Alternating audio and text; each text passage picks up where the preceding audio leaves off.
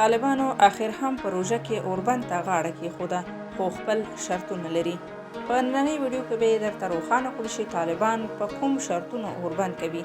خو د ویډیو د شروع کېدو نه مخکې زموږ ویډیو لایک کړئ او سحر میډیا چینل سبسکرایب کړئ.